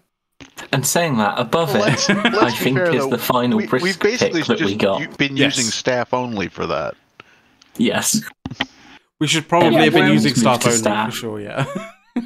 I mean, this is the thing. We don't really do organization here. We don't really do management. And you know what? It works. We have 120 people here listening to us for whatever fucking reason. We're sorry that your lives are such that you are now listening to us ramble on. But welcome to our hey, it works. It works for us. They are emotionally invested in this as much as we are. it is. God, what's wrong with you guys? I'm sorry, but this is cathartic for me. I'm sorry, I do want to point out to anybody listening right now, you are about as emotionally damaged as we are, and that's fine. Condolences. Yeah. Oh my days. Sorry to bring that that kind of reality screaming to you. Kind of thing. Oh shit.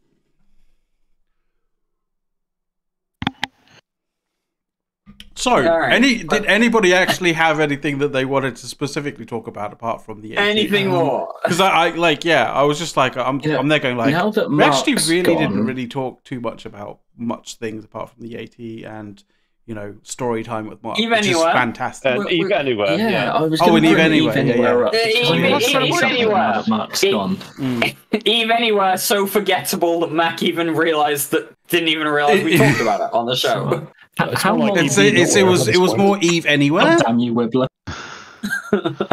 So, how long did Eve Anywhere last? It was about 2 years, right? I don't know. I did try it before, and it just basically said that, like, sorry, my internet connection was too bad to use. Yeah. So, what's the bets on in 18 months we get told that the XL plugin's being discontinued as well? That would be a mercy killing, though, so I don't really mind that. I mean, is that a segue into how CCP keep fucking up ESIX? Oh, don't, because they're also doing, is it GPRC, GRPC, whatever? No fucking idea. I'm just waiting for them to fuck up ESI more, really.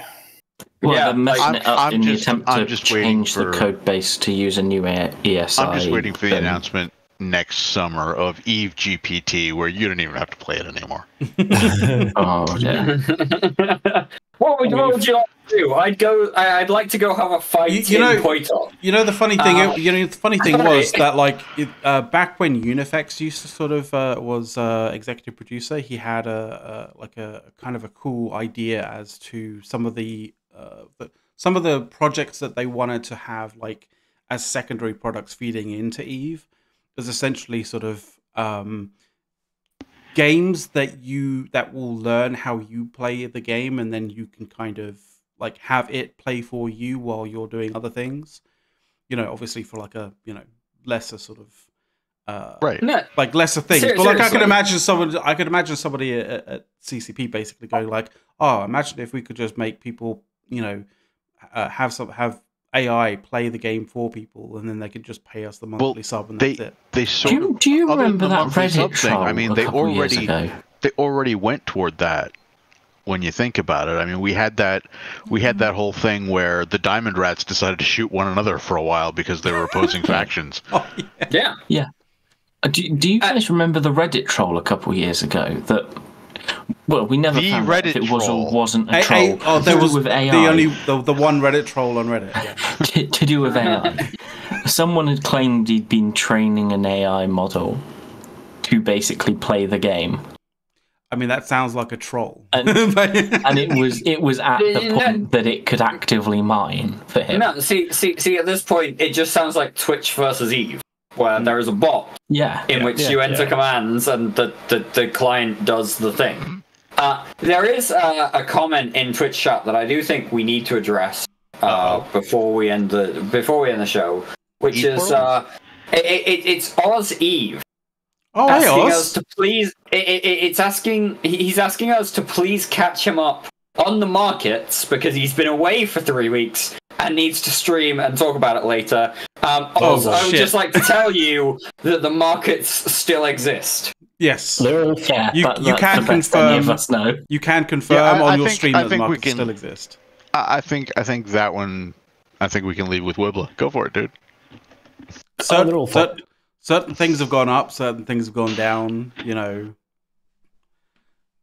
Yeah. There you go. Golems seem out of stock everywhere. Don't build sacrileges because they're oversaturated at the moment. Well, I think we whelped some earlier today.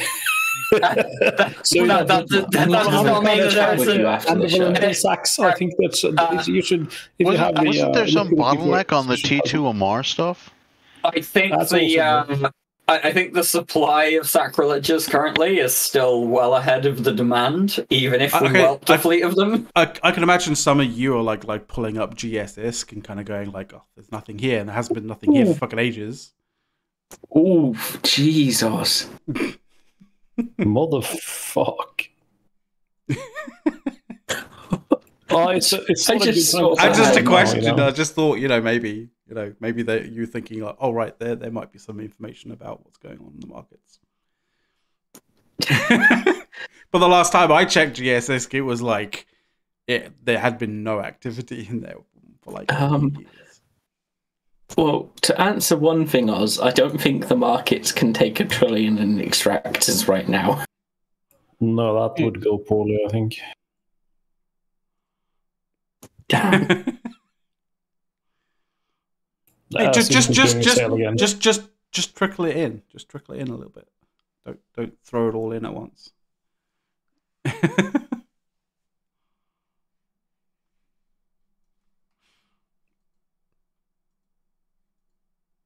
I mean, Tech 2 is a burning shit pile, as it has been for a while. Moongoo is a shit pile that is also burning because CCP. Yeah, Wibbler, do you want any pyrite? So, maybe. Actually, can I sum up Wibbler's commentary on how the markets are going with the words "shit's fucked," yo? Yeah, pretty much. We are dipping below the.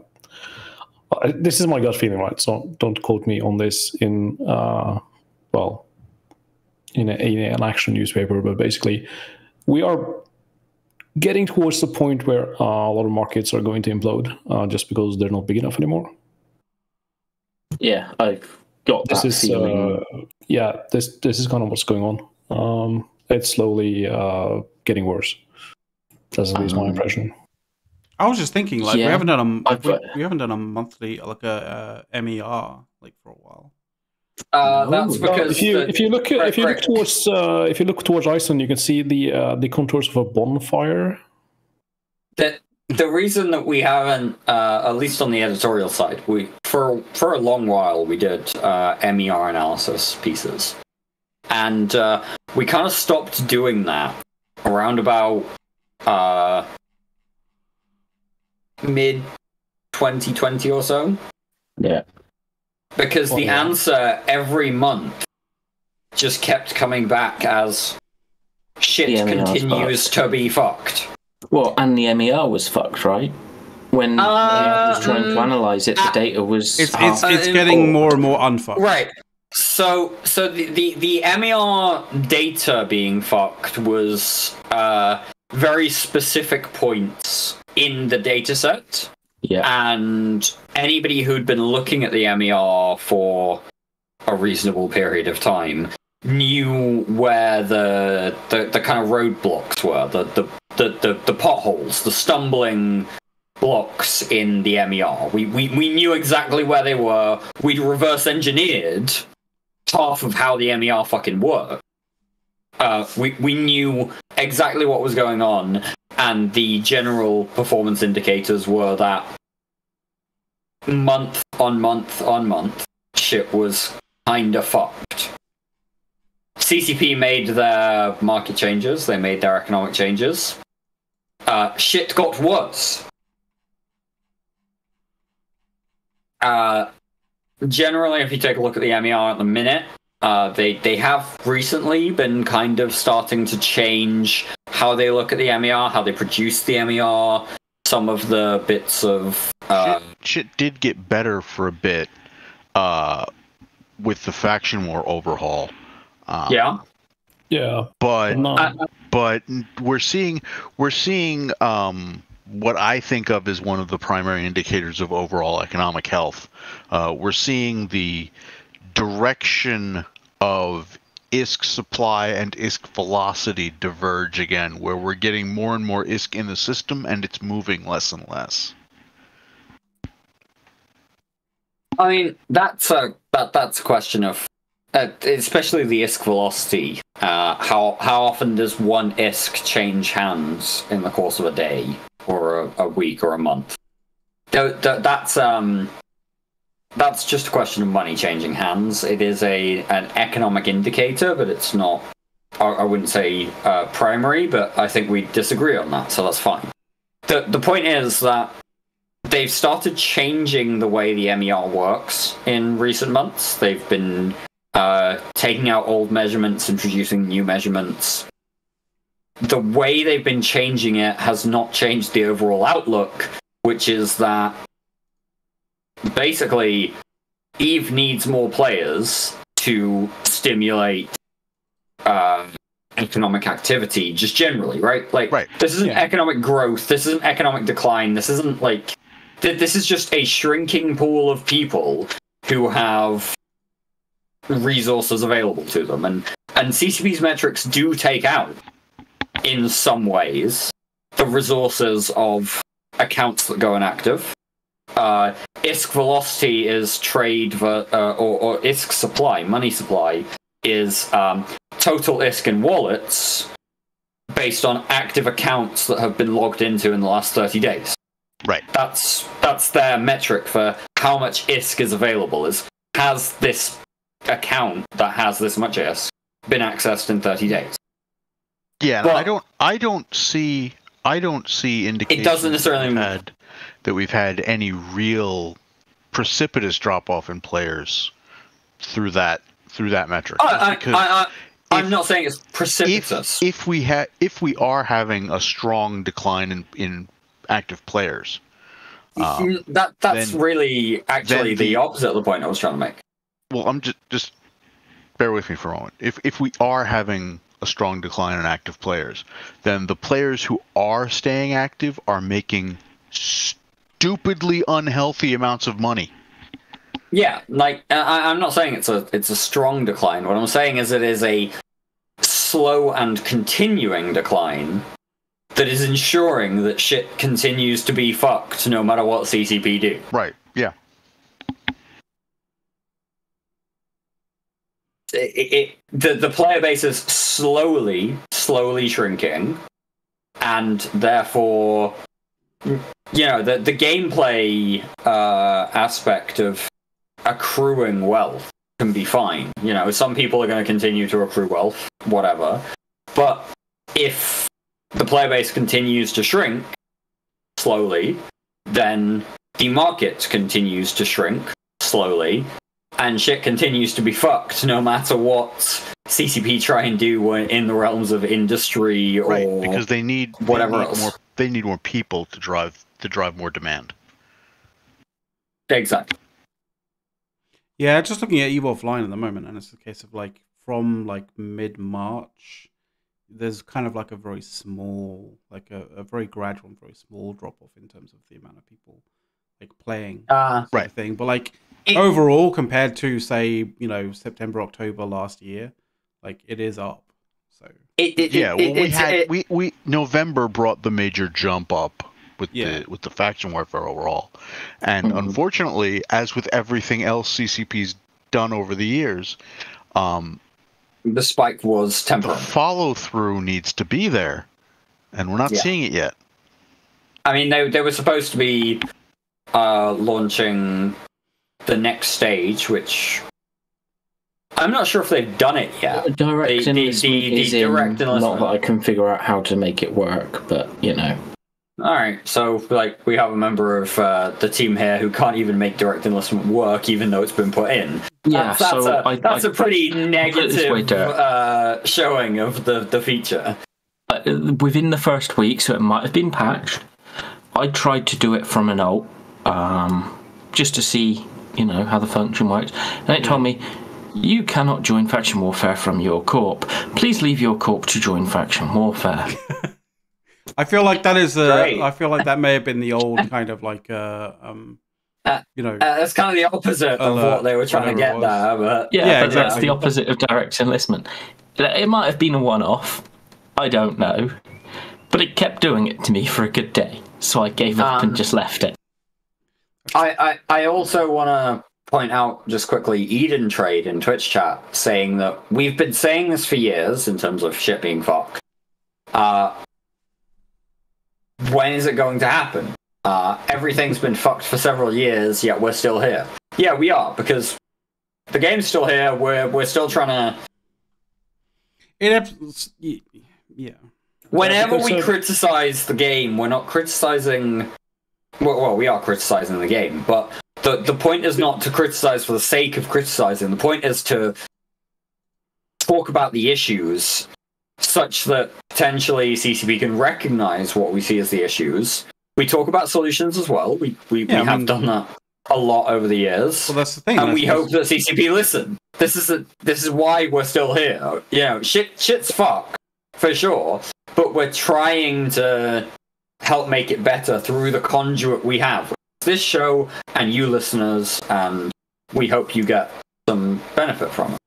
There's also a secondary thing about that, though. That the thing that people are still around is that the power of sunk cost fallacy is very, very big. Mm-hmm. Oh, in Eve it is colossal. And also not to make light of it, the social aspects of this game are tremendous. I mean, hell, most of us just stick about because of the people. Exactly. Right.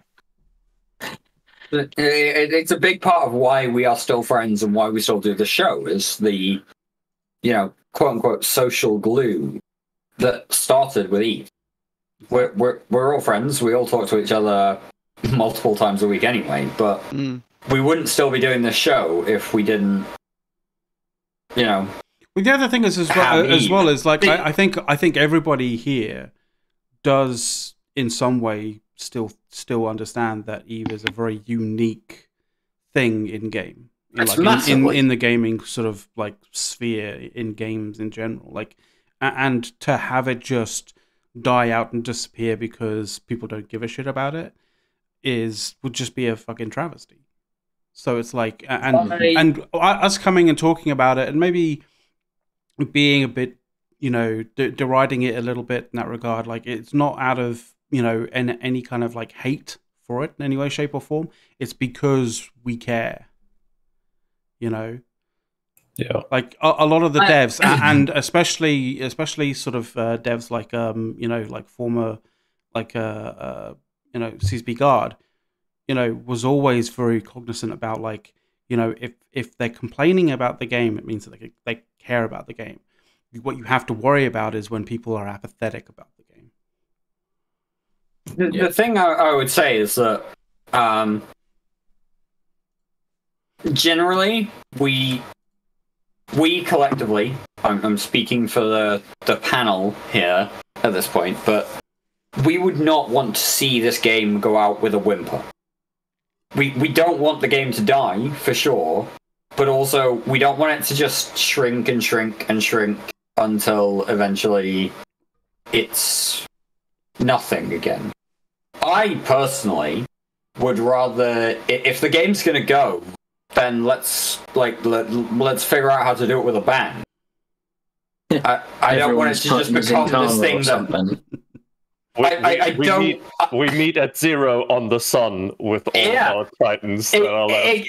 Exactly, right? You don't want this thing to go out as developed into mediocrity, slowly progressed into mediocrity and nothingness. Let's go out with a bang. If we're going to go out. What I would hope, if ever, yeah, I don't want it to go out either. But I would hope that like if it ever came to the situation, that kind of situation, that like, you know, CCP devs would see the opportunity of basically going, we're just going to code something in, right? You know, you have to get this amount of doomsdays onto a star in order for the game to basically be like the end, right? And so it basically, you know, you'd have to collect as many titans into one system, doomsdaying all at the same time for it to happen. No, make it more exciting. Make it, hey, whichever alliance gets the most doomsdays on the sun kind of wins, right? Yeah, that could be another thing as well. The sun is now targetable. Yeah, exactly. Yeah, I'm sure Arendis they're not knows just doomsdaying the sun, they're also doomsdaying each other to keep them from winning. That would be great too. I'm sure Arendis has heard this one, but like the lore hints dropped for the like end times, as we'd call it, are that the Evegate reopens and humans come back through. At which point it would be everyone in Evegate defend the fucking gate, and you just get some event with stupid high-tech ships coming through. Be like a Babylon 5 third space kind of moment. Something like that was a fucking reference. That was a reference there, right? On that note, I do need to go because I have something else to deal with tonight. We are 3 minutes to the end of the show, so we might as well quickly do like last thing. So like, yeah. Let's go from the top, Arendis, or Dirk, if you need to go like right now or like very soon. I don't know what my one last thing is going to be, other than like, hey, we do enjoy chatting shit about this game. We like playing this game. This is once again an exhortation from the show for CCP to please, you know, get your act together. If you say you're gonna do something, do something. Don't like say you're gonna do something, half-ass it, and then kill it 2 years down the line. We've been too used to that now. Eve Anywhere should be the last indication of anything like that behavior, but you know, we can be a bit realistic about how that's gonna go. Just fix it, please. All right. Thank you, guys. Arendis? Dirk talks too much. We definitely need to get a rantometer or some kind of that sort of stuff going on for the show for sure. Just a version of the smug meter. Yeah. Yeah, rantometer sounds like a good plan. It'll be spinning though for most of the show, but still. It will be spinning for pretty much most of the show. It should just be the default background, I think, probably for the show. But yeah, Arendis, do you have anything? Any last final things? That was my last thing. That was your last. Too much. Okay, fair enough. Okay, yep, fair enough. Bart? Bring back Eve Portal. Because that's also abandonware. Oh Jesus! Good grief! Eve Portal, God, that's going back some. It's not. It's only 40 years old. That's an eternity in Eve. I know. It was abandoned 2 years ago, nearly. Oh Jesus! Another project that only lasted 2 years. What a shock! Should that be the thing? Like it gets we time things when they release, and if it's still alive in 2 years' time, then it's like it's made it. You know what? It's the Google way of doing projects. I was about to say it's the Google gravestones where they've got the time that projects lived. Yeah. Oof. And I remember when people were talking about Stadia on that, going, "Oh no, Stadia will be different. Stadia will be fine. Yeah, how did that work out? Yeah. So, any final things that you want to shout out or talk about? If there's anyone watching that wants to help with the Alliance tournament opens, please reach out to me. I could definitely use referees or casters. So if you want to be part of like a chill tournament that leads up to the big tournament, then reach out to me. Okay, I do need people. Just nobody tell Dirk he's convinced he's going to have to do the whole thing himself, and it's funnier if it stays that way. Yeah, reach out to Soth discreetly. It's not like he's standing behind me or something. No. Or is he? I don't know. I think he is. You never can tell with Dirk. You know, there is a shadow in your window. So. Yeah, there is. Just like a Scooby-Doo, like just his head, like. Wibbler, anything to add? I think if I could tell something to CCPs, it would be that, like, just try to make the game a little bit better tomorrow than it is today. That would go a long way. That would be nice, yeah. All right, well, they'd have to know what isn't good now. Well, and a lot of them don't. I mean, everything is a good start. I think we do a fairly good job on letting them know about that. What's not good. I do know every time I talk to CCP Convict that he's sitting there with a literal notepad in his hands taking notes. Oh, right, okay. So, yeah. There you go. Anyway. Especially when Dirk and I go on like half an hour rants about what's going wrong on Eve. So that would be Dirk holding back and you staying quiet?